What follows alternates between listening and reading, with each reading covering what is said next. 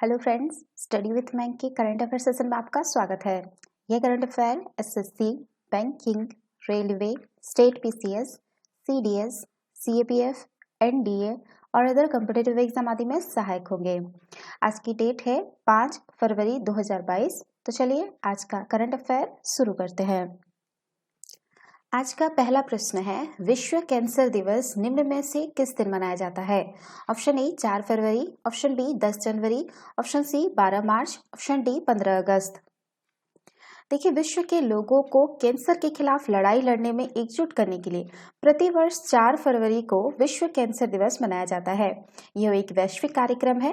विश्व कैंसर दिवस का उद्देश्य दुनिया भर में सरकारों और व्यक्तियों को इस बीमारी के खिलाफ कार्रवाई करने के लिए जागरूक बनाकर कैंसर से होने वाली मौतों को कम करना है। यह अंतर्राष्ट्रीय कैंसर नियंत्रण संघ की एक पहल है। इस दिवस की शुरुआत 4 फरवरी 2000 को पेरिस के world summit against cancer for new millennium के दौरान हुई थी। वर्ष 2022 में 22वां विश्व कैंसर दिवस मनाया जा रहा है। प्रत्येक 10 में से एक भारतीय अपने जीवन काल में कैंसर के कारण प्रभावित होता है तथा भारत में प्रत्येक 15 कैंसर रोगियों में से एक की मृत्यु हो जाती है। कैंसर एक मल्टी स्टेज प्रक्रिया है जिसमें सामान्य कोशिकाएं ट्यूमर कोशिकाओं में परिवर्तित हो जाती है।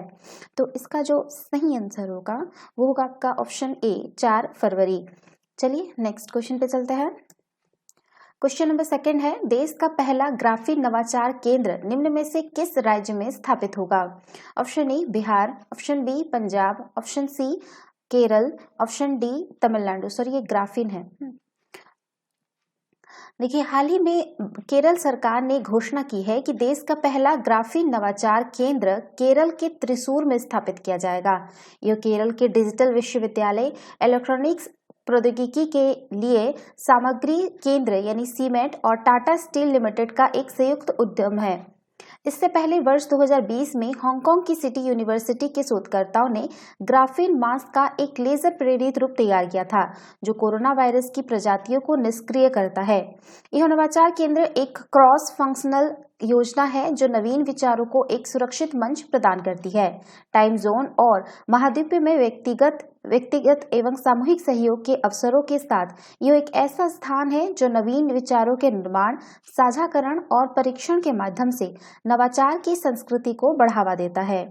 तो इसका जो सही आंसर होगा वो होगा आपका ऑप्शन सी केरल। चलिए नेक्स्ट क्वेश्चन पे चलते हैं। क्वेश्चन नंबर थर्ड है, हाल ही में किस देश ने ब्रह्मोस सुपरसोनिक क्रूज मिसाइल के तट आधारित एंटीशिप संस्करण की आपूर्ति हेतु ब्रह्मोस एरोस्पेस प्राइवेट लिमिटेड के साथ एक समझौते पर हस्ताक्षर किए हैं? Option A Nepal, option B चीन, ऑप्शन सी रूस, ऑप्शन डी फिलीपींस। देखिए, हाल ही में फिलीपींस ने ब्रह्मोस सुपरसोनिक क्रूज मिसाइल के तट आधारित एंटीशिप संस्करण की आपूर्ति के लिए ब्रह्मोस एरोस्पेस प्राइवेट लिमिटेड के साथ एक समझौते पर हस्ताक्षर किए हैं। यह इस मिसाइल के लिए पहला निर्यात ऑर्डर है जो भारत और रूस का संयुक्त उत्पाद है। इस मिसाइल का नाम भारत की ब्रह्मपुत्र नदी और रूस की मोस्कोवा नदी के नाम पर रखा गया है। यह एक मल्टी प्लेटफॉर्म मिसाइल है, यानी इसे जमीन, हवा, समुद्र तथा बहु क्षमता वाली मिसाइल से सटीकता के साथ लॉन्च किया जा सकता है। तो इसका जो सही आंसर होगा वो होगा आपका ऑप्शन डी फिलीपींस। चलिए नेक्स्ट क्वेश्चन पे चलते हैं। क्वेश्चन नंबर 4 है, हाल ही में भारत और किस देश के बीच नई दिल्ली में संयुक्त राष्ट्र के संबंधित मुद्दों पर द्विपक्षीय परामर्श वार्ता आयोजित की गई? Option A Pakistan, option B Bangladesh, option C रूस, ऑप्शन डी ईरान। देखिए, हाल ही में भारत और रूस के बीच नई दिल्ली में संयुक्त राष्ट्र से संबंधित मुद्दों पर द्विपक्षीय परामर्श वार्ता आयोजित की गई। रूस फरवरी 2022 में संयुक्त राष्ट्र सुरक्षा परिषद की अध्यक्षता करेगा। यह चर्चा नाटो द्वारा पूर्व की ओर संभावित विस्तारों को लेकर रूस और यूक्रेन के बीच तनाव की पृष्ठभूमि में हुई। इससे पहले 21वां भारत रूस वार्षिक शिखर सम्मेलन नई दिल्ली में हुआ था। तो इसका जो सही आंसर होगा वो होगा आपका ऑप्शन सी रूस। चलिए नेक्स्ट क्वेश्चन पे चलते हैं। क्वेश्चन नंबर 5 है, अपेक्षित उष्णकटिबंधीय रोग दिवस निम्न में से किस दिन मनाया जाता है? ऑप्शन ए 10 मार्च, ऑप्शन बी 12 मई, ऑप्शन सी 14 नवंबर, ऑप्शन डी 30 जनवरी। देखिए, प्रत्येक वर्ष 30 जनवरी को अपेक्षित उष्णकटिबंधीय रोग दिवस मनाया जाता है। इस दिन को मान्यता देने का प्रस्ताव संयुक्त अरब अमीरात द्वारा प्रस्तुत किया गया था। विश्व स्वास्थ्य सभा विश्व स्वास्थ्य संगठन की निर्णय लेने वाली संस्था है। अपेक्षित उष्णकटिबंधीय रोग दिवस संक्रमण का एक समूह है जो अफ्रीका, एशिया और अमेरिका के विकासशील देशों में हाशिए पर रहने वाले समुदायों में सबसे सामान्य है। तो इसका जो सही आंसर होगा वो होगा आपका ऑप्शन डी, 30 जनवरी। चलिए नेक्स्ट क्वेश्चन पे चलता है। क्वेश्चन नंबर 6 है, हाल ही में पतंजलि आयुर्वेद लिमिटेड और किस बैंक ने national payment corporation of India यानी एनपीसीआई की पार्टनरशिप में को ब्रांडेड क्रेडिट कार्ड लॉन्च किया है? Option A Punjab national bank, option B Bharatiya state bank, option C Dena bank, option D bank of Baroda. देखिए, हाल ही में पंजाब नेशनल बैंक यानी पीएनबी और बाबा रामदेव की पतंजलि आयुर्वेद लिमिटेड ने national payment corporation of India की पार्टनरशिप को ब्रांडेड क्रेडिट कार्ड लॉन्च किया है। प्लेटिनियम क्रेडिट कार्ड पर 25,000 रुपये से 5 लाख रुपए तक की क्रेडिट लिमिट मिलेगी। वह सिलेक्ट कार्ड पर 50,000 रुपये से 10 लाख रुपए तक की क्रेडिट लिमिट मिलेगी। एनपीसीआई के रुपए को पतंजलि के विशाल मर्चेंट नेटवर्क की पहुंच मिलेगी। तो इसका जो सही आंसर होगा वो होगा आपका option A Punjab national bank. चलिए नेक्स्ट क्वेश्चन पे चलते हैं।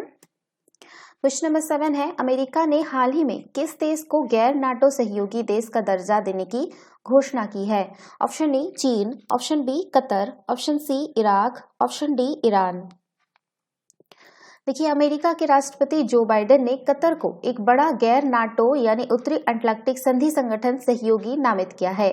ये मुख्य रूप से एक सांकेतिक सम्मान है जो अफगानिस्तान से लोगों को निकालने और गाजा में पिछले साल के इजराइल हमास युद्ध को समाप्त करने में कतर द्वारा की गई सहायता के कारण उसका आभार प्रकट करने के लिए दिया गया है। तो इसका जो सही आंसर होगा वो होगा आपका ऑप्शन बी कतर। चलिए नेक्स्ट क्वेश्चन पे चलता है।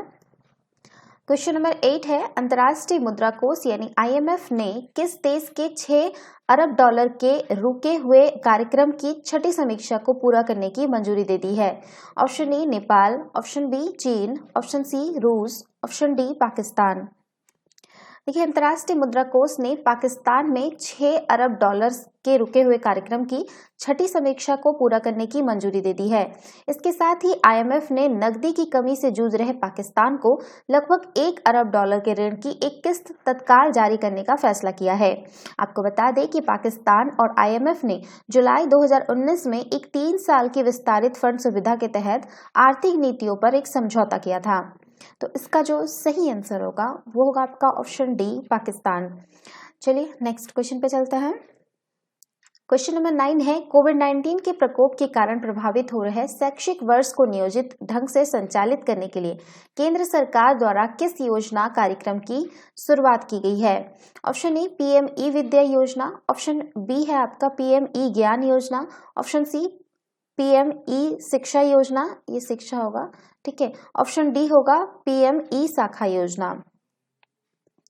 देखिए, कोविड-19 के प्रकोप के कारण प्रभावित हो रहे शैक्षिक वर्ष को नियोजित ढंग से संचालित करने के लिए केंद्र सरकार द्वारा पीएम ई विद्या योजना कार्यक्रम की शुरुआत की गई है। प्रधानमंत्री ई विद्या योजना कार्यक्रम के माध्यम से देश में डिजिटल शिक्षा प्रणाली को बढ़ावा दिया जाएगा, जिसके तहत सामुदायिक रेडियो, एजुकेशनल चैनल, ई कोर्सेज शुरू करने का प्रावधान किया गया है।